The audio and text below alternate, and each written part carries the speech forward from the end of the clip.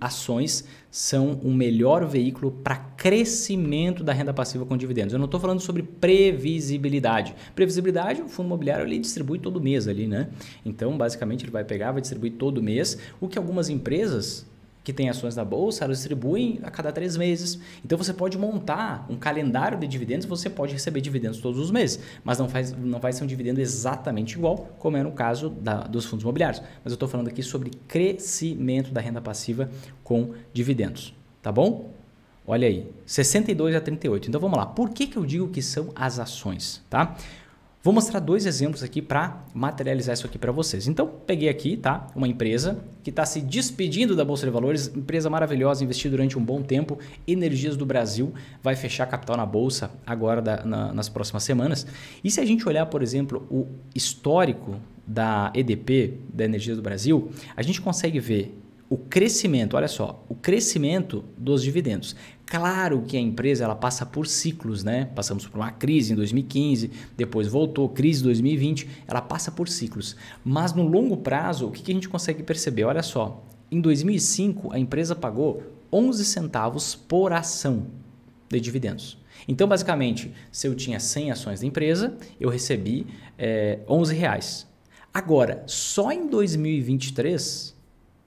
o ano está na metade, nem na metade na verdade, e a empresa distribuiu R$1,42. Ou seja, mais de 10 vezes mais dividendos do que em 2005. Ah, Vinícius, pega a base de 2006. Tá bom, ela foi lá e distribuiu 54 centavos por ação em 2006. Quanto que foi em 2022?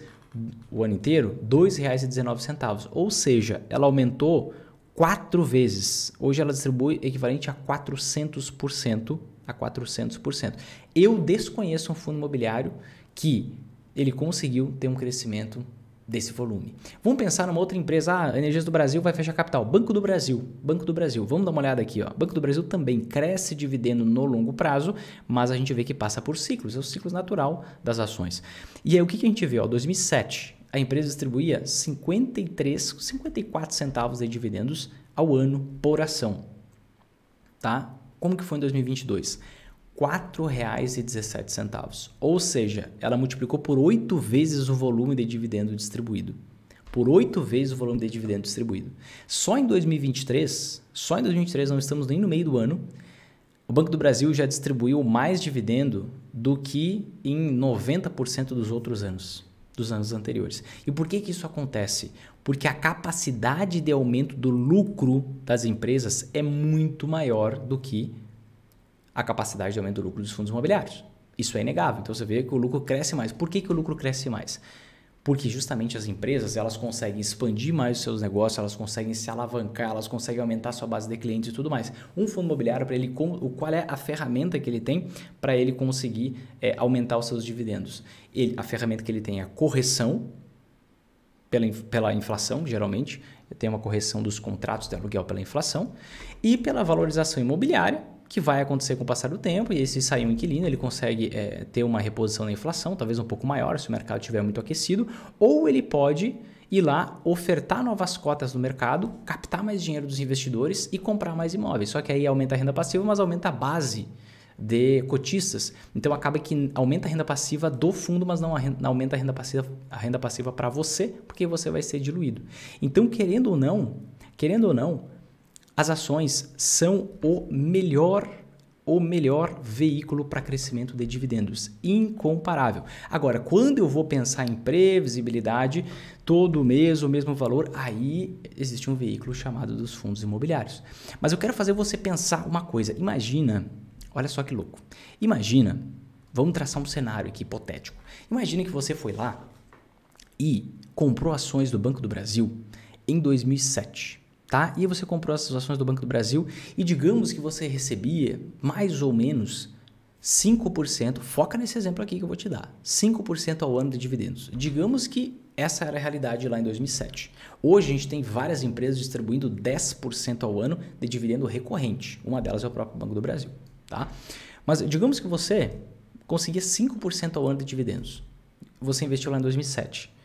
Hoje, ou melhor, no ano passado, vamos pegar o ano passado, esse ano deve ser até maior a distribuição de dividendos do Banco do Brasil, mas no ano passado, os acionistas receberam 8 vezes mais dividendos. Olha que doido. 8 vezes mais dividendos do que em 2007. Então pensa aí, você lá em 2007 tinha um dividendo de 5% ao ano, que você achava, meu Deus, esse dividendo pequeno, 5%, não vai mudar minha vida, ai, ai, ai, ui, ui. Só que você comprou essa ação e você segurou até hoje.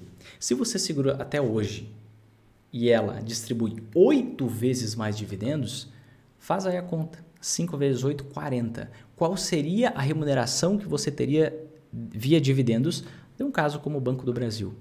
40% ao ano de dividendos. 40% ao ano de dividendo. Esse é o chamado, se você quiser anotar, você pode anotar aí, tá? Não vai mudar a sua vida isso que eu vou falar agora, mas é um conhecimento a mais que você tem. Esse é o chamado Dividend Yield on Cost. E você vai ver por aí algumas vezes a sigla é DYC. Dividend Yield on Cost, que é o quê? O quanto você recebe de dividendo anualmente em relação ao preço que você pagou pelas ações.